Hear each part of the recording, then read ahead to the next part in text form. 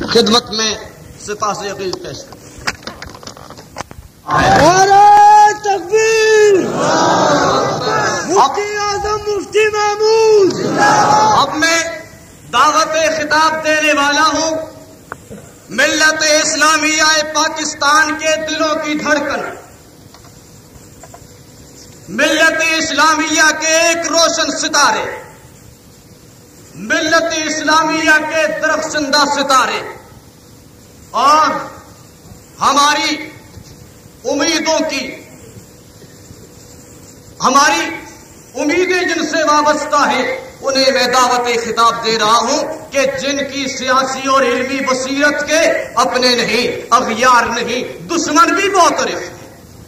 میں دعوت خطاب دے رہا ہوں قائد اسلامی انقلاب، مفکر اسلام اور ملت اسلامیہ پاکستان کے دلوں کی دھڑکن حضرت مولانا مفتی محمود صاحب مدظ العالی کو نعرہ تکبیر!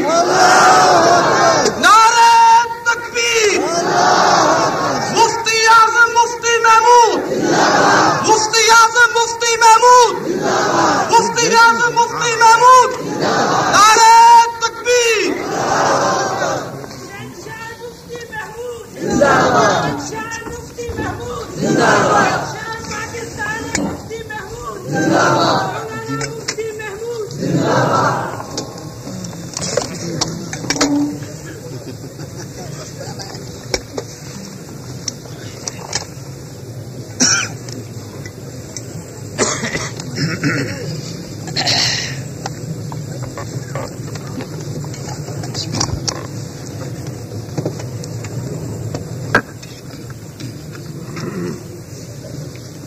چالو کریں بیٹھ جائیں، چالو کریں بیٹھ جائیں، چالو کرو بیٹھ جائیں، بیٹھ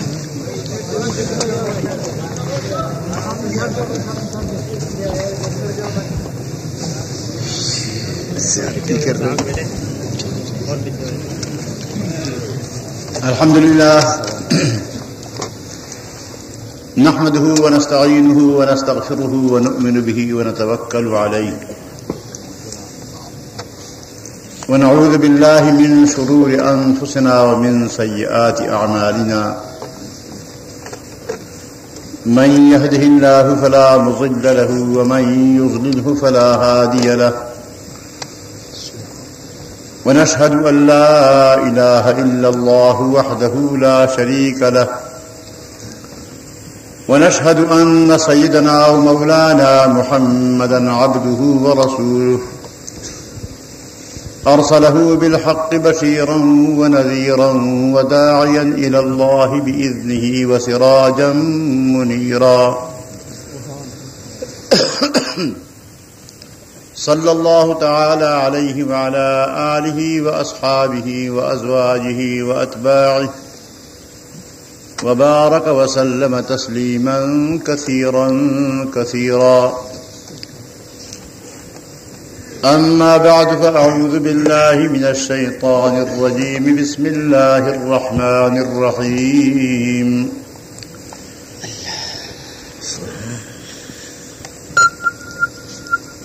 يريدون ليطفئوا نور الله بأفواههم والله متم نوره ولو كره الكافرون هو الذي أرسل رسوله بالهدى ودين الحق ليظهره على الدين كله ولو كره المشركون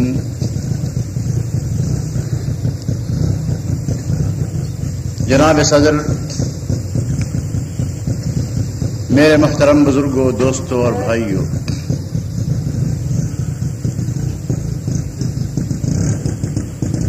جلسے کا اختتام ہے۔ آپ کے سامنے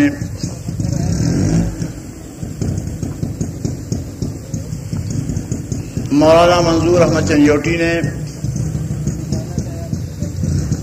اور مولانا عبد المجید ندیم نے اپنی فاضلانہ تقریروں میں بہت سے مسائل کا ذکر کیا۔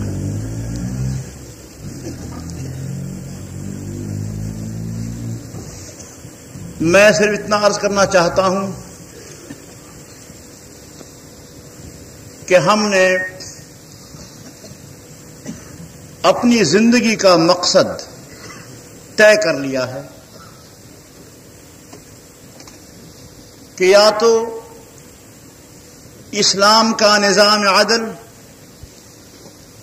پاکستان میں قائم کر کے رہیں گے اور یا اپنی جان دے دیں گے، درمیان میں تیسرا کوئی راستہ نہیں۔ نعرہ تکبیر! مفتی اعظم مفتی محمود! ہم کسی بھی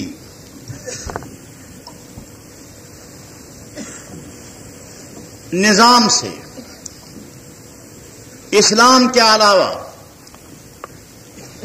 کسی باطل نظام سے صلح نہیں کر سکتے۔ ہمارا محبوب نظام صرف اسلام کا نظام ہے۔ مشکلات بہت ہیں، 33 سال کا طویل عرصہ گزر چکا ہے۔ اس پورے عرصے میں ہماری جدوجہد کے سامنے مختلف مشکلات حائل ہوتی ہیں، لیکن ہم مایوس نہیں ہوتے،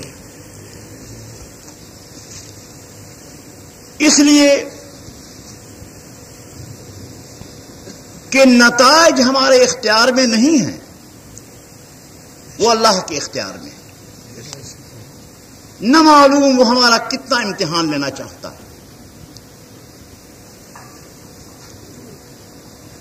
قیامت کے دن اللہ تعالی کے حضور پیغمبر بھی پیش ہوں گے۔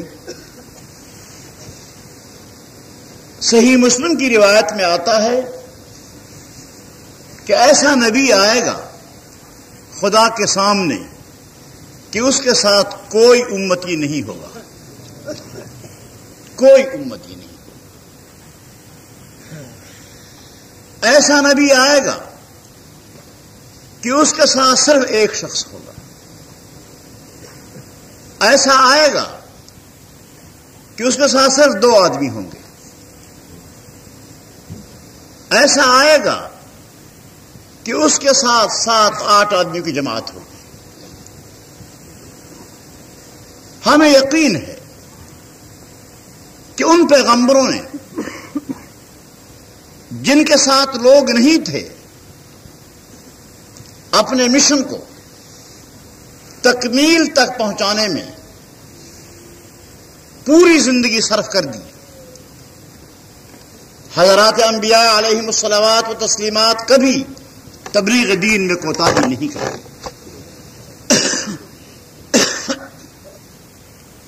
یہ بہت بڑی غلط بیانی ہے کہ یہ کہا جائے کہ فلاں پیغمبر نے تبلیغ دین میں کوتاہی کی۔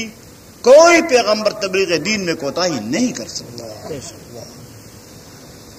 اس پیغمبر نے پوری عظمت کے ساتھ، پوری ہمت کے ساتھ نبوت کے شان کو ملحوظ رکھتے ہوئے اللہ کی دعوت پہنچائی، لیکن دل خدا کے ہاتھ میں ہے، نتائج اللہ کے ہاتھ میں ہے۔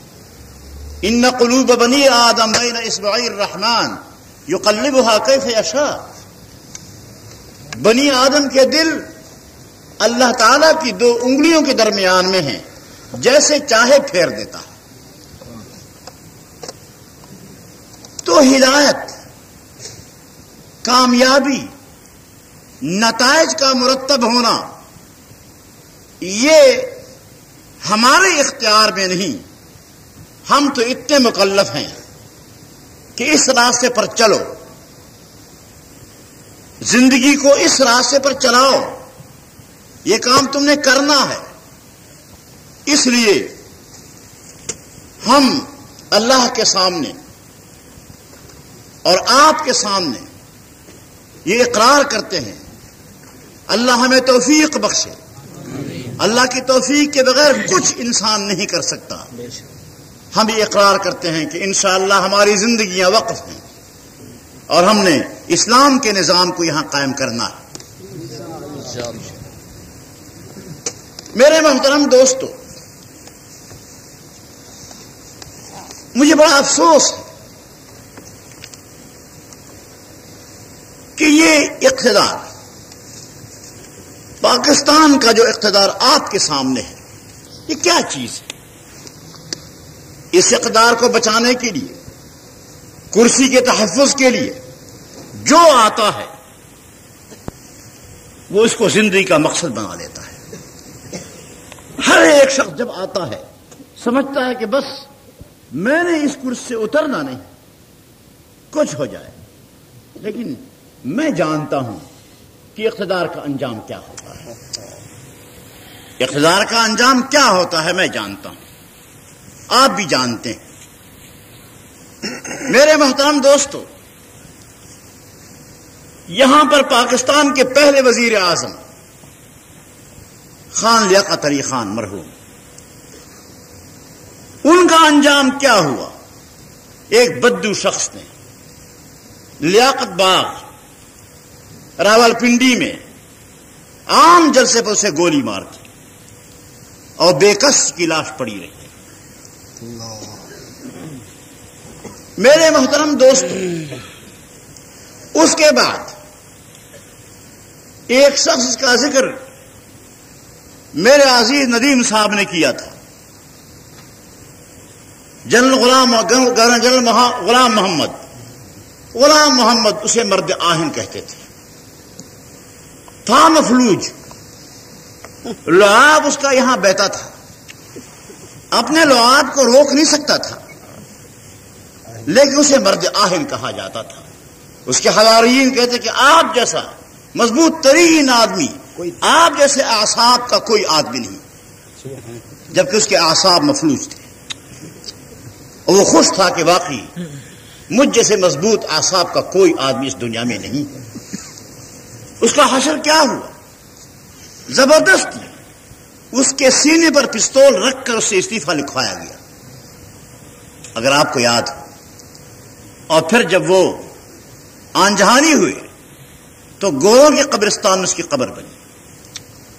گوروں کے قبرستان میں، اب بھی کراچی میں گوروں کے قبرستان میں اس کی قبر ہے. مسلمانوں کے قبرستان میں جگہ اس کو نہیں ملی.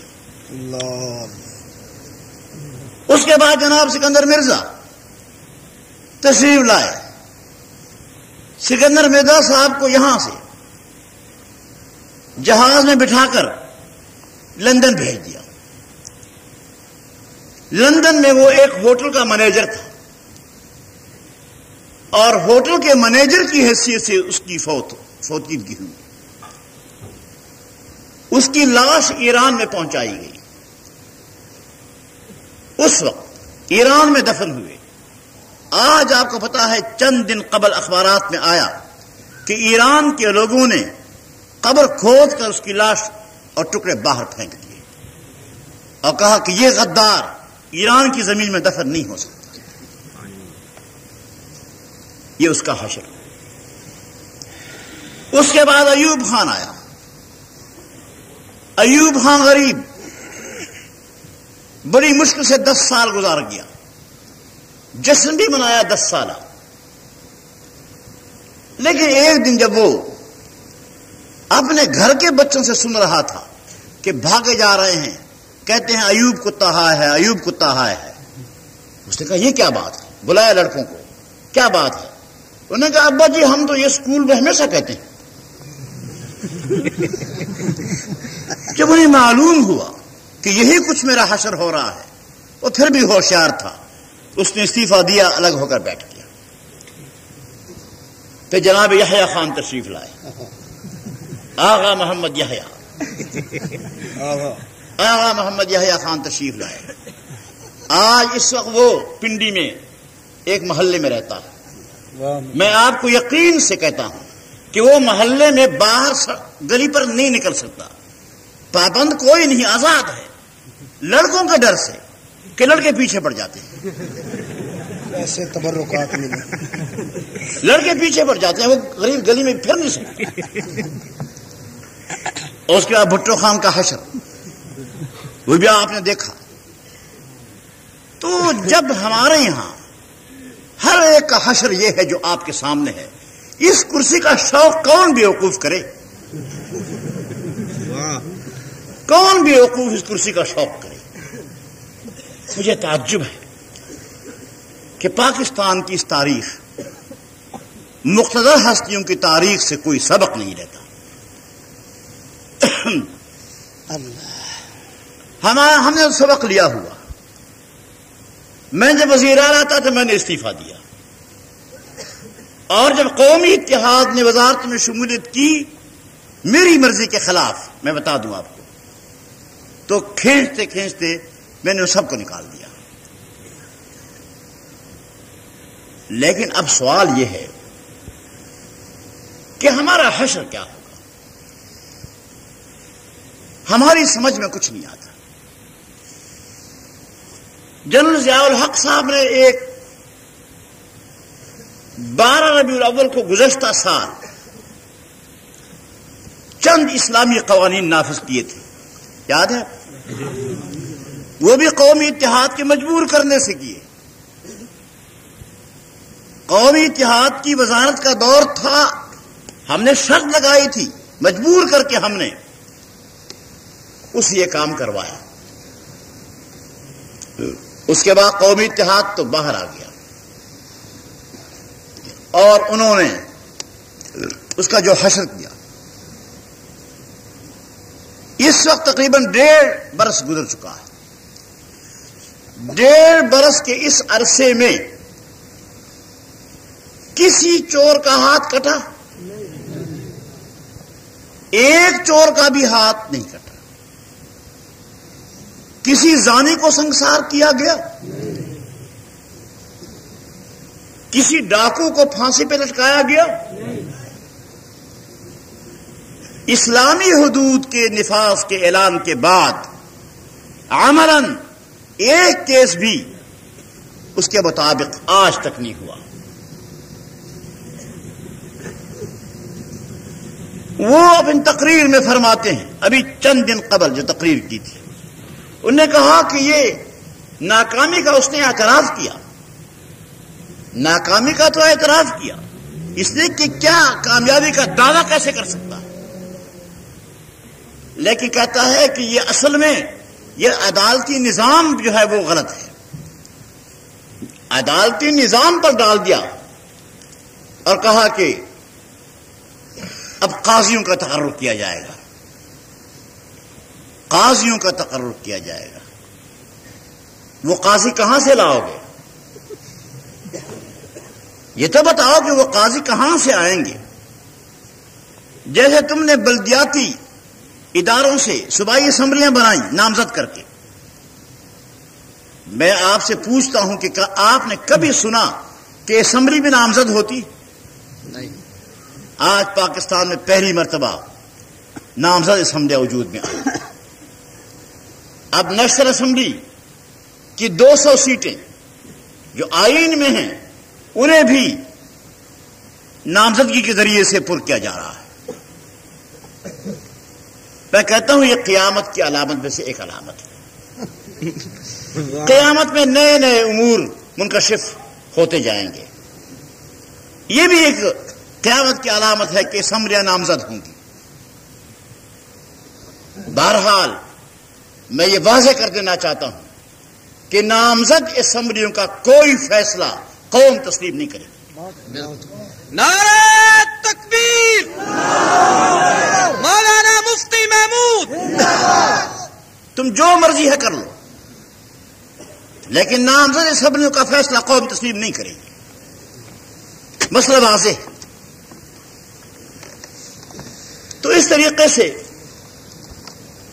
قاضیوں کی نامزدگی ہوگی. جیسے تم ویسے تمہارے قاضی، جیسا پیر ویسے اس کی مرید.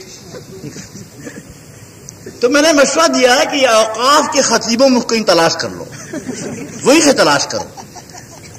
ہماری صفوں میں آپ کو کوئی شخص قاضی بننے کے لیے نہیں ملے گا. ہماری صفوں سے کوئی شخص قاضی بننے کے لیے نہیں ملے گا. میں واضح کر دینا چاہتا ہوں اس نظام کے ساتھ نتھی ہونے منسلک ہونے کے لیے کوئی شریف آدمی تیار نہیں ہو سکتا. لیکن میں پوچھتا ہوں کہ کیا واقعی عدالت کا نظام اس کی کمزوری کی وجہ سے یہ ناکامی ہوئی؟ نہیں. انہوں نے طریقہ کار ایسا وضع کیا ہے اس اسلامی حدود کے نفاذ کا طریقہ کار کہ ہر ضلع میں ایک شرعی عدالت، ہر ضلع میں ایک شرعی عدالت، اور جنگ کے ضلع میں ایک شرعی عدالت ایک مرزائی کو مقرر کیا. آپ نے رہنے نہیں دیا، انہوں نے مقرر کیا اور ہدایت دی کہ یہی رہے گا، کچھ ہو جائے امن کی ذمہ داری تم پر انتظامی سے کہا یہی رہے گا. لیکن لوگوں نے نہیں ٹکنے دیا. غرض یہ ہے کہ شرعی عدالتیں بھی مرزائیوں سے تشکیل دی جاتی ہیں. پھر اگر کوئی شخص اعتراض کرتا ہے، کہتے ہیں کہ یہ مرزائی ہے، تو یہ ناراض بھی ہوتے ہیں. ارے بھائی تم بتاؤ اس کے بعد ہم کیا کہہ سکتے ہیں؟ ہم اس کے بعد کیا کہہ سکتے ہیں بتاؤ؟ ڈاکٹر عبدالسلام آتا ہے تو تم استقبالیہ دیتے ہو. تمام ملک میں پھرا پھرا کر سرکاری استقبالیہ دلائے. واضح مرزائی، کھلا مرزائی، جو اسمبلی کے اس فیصلے کے بعد کہ مرزائی غیر مسلم ہے وہ پاکستان چھوڑ کر چلا گیا تھا کہ میں اس پاکستان میں نہیں رہتا، اب واپس آیا. تمہارا اس دور میں واپس آیا، تم پر اعتماد کرنے جبھی تو واپس آیا. اور اسمبلی ہال میں، اس اسمبلی ہال میں کہ جس میں یہ طے ہوا تھا، آئین میں ترمیم ہوئی تھی کہ مرزائی غیر مسلم ہیں، اس اسمبلی ہال میں جنرل ضیاء الحق صاحب کی موجودگی میں 2 کرسیاں تھیں. اسپیکر کی کرسی، اسٹیج پر 2 کرسیاں تھیں. ایک پر جنرل ضیاء الحق صاحب تھے اور ایک پر عبدالسلام تھے. عبدالسلام نے ان کے سامنے تقریر کرتے ہوئے یہ کہا کہ میں سب سے پہلا مسلمان سائنسدان ہوں جس نے نوبل انعام حاصل کیا. ان کے سامنے اسی حال میں دعویٰ کرتا ہے کہ میں مسلمان سائنسدان ہوں. کیوں؟ اس کے منہ پر مکہ مار کے دانت کیوں نہیں توڑے گئے؟ اس کے دانت توڑے جانے چاہیے تھے. کیا یہ اس حال کی توہین نہیں؟ کیا یہ اس آئین کی توہین نہیں جس کا جنرل ضیاء الحق نے بھی حلف اٹھایا؟ کیا ہماری ان 3 مہینے کی کوشش کو جو اسمبلی میں ہم نے کام کیا اس کو سبوتاش کیا جا رہا ہے؟ کیوں ہم مر گئے ہیں؟ ناممکن ہے کہ ہمارے ہوتے ہوئے اس ملک میں مرزائیوں کو پھر مسلمان کہا جائے. مرزائیت، مرزائیت،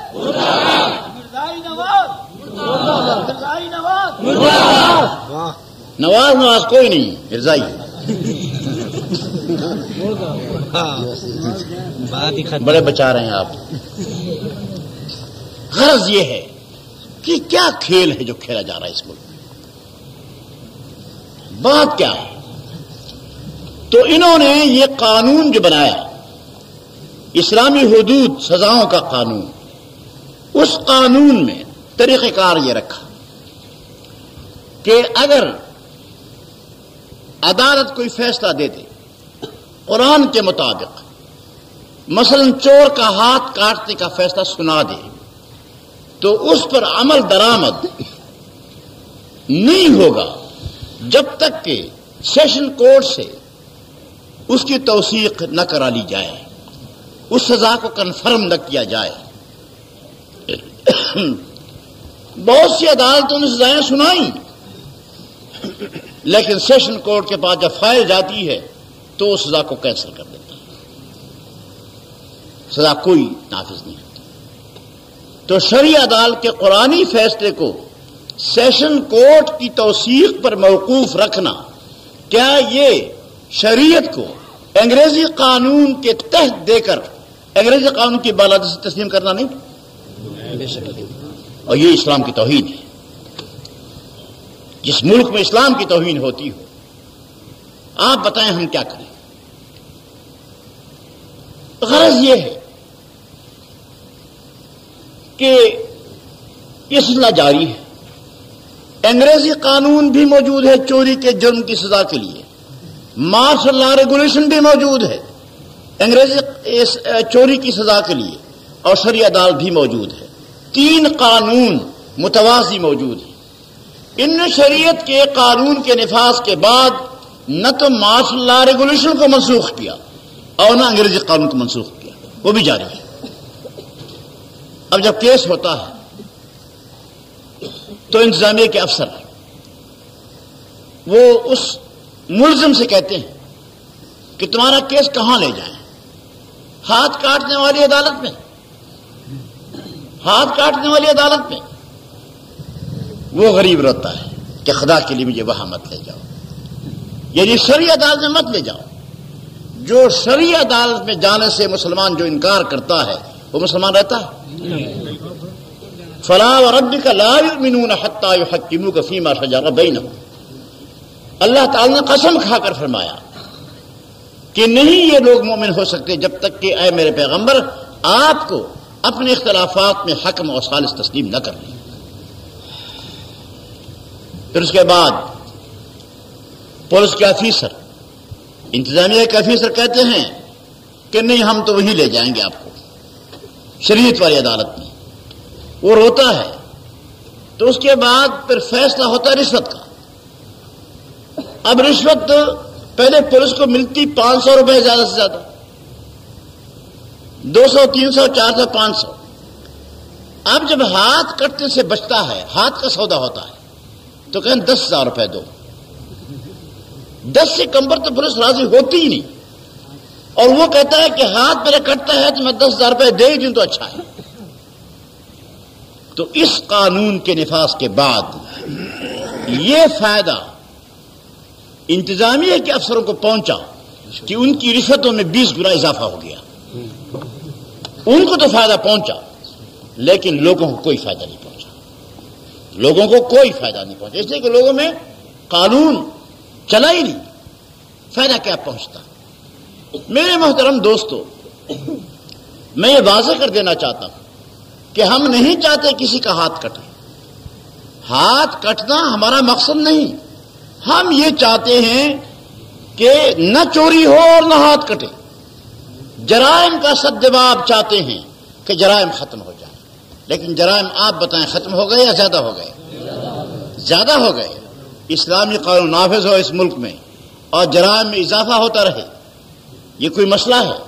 میں کہتا ہوں کہ اگر کراچی جیسے شہر میں جہاں بہت بڑی آبادی ہے، ملک کی بہت بڑی آبادی یہاں کراچی میں ہے، اگر کراچی ایک شہر میں جو 3 ضلعوں پر مشتمل ہے، ایک ہاتھ اگر کٹ جائے اور بازار میں لٹکایا جائے اور لوگ چلتے رہیں اور دیکھتے جائیں تو میں سمجھتا ہوں کہ کراچی کے 3 ضلعوں میں کوئی چوری اس کے بعد نہیں ہوگی، پھر کوئی چوری نہیں ہوگی۔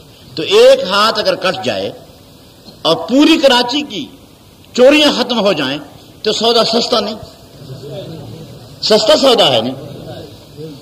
لیکن اس کا جو حشر ہوا وہ آپ کے سامنے ہے۔ میرے محترم دوستو، اب یہ بھی اعلان کیا جا رہا ہے کہ ہم زکوٰۃ کے لیے آرڈیننس نافذ کرتے ہیں۔ اس تقریر میں کہا کہ چند دنوں میں ہم زکوٰۃ کے لیے آرڈیننس نافذ کرنا چاہتے ہیں۔ کیا زکوٰۃ کے لیے عشر کے لیے آرڈیننس؟ آپ سے زکوٰۃ اور عشر وصول کیا جائے گا،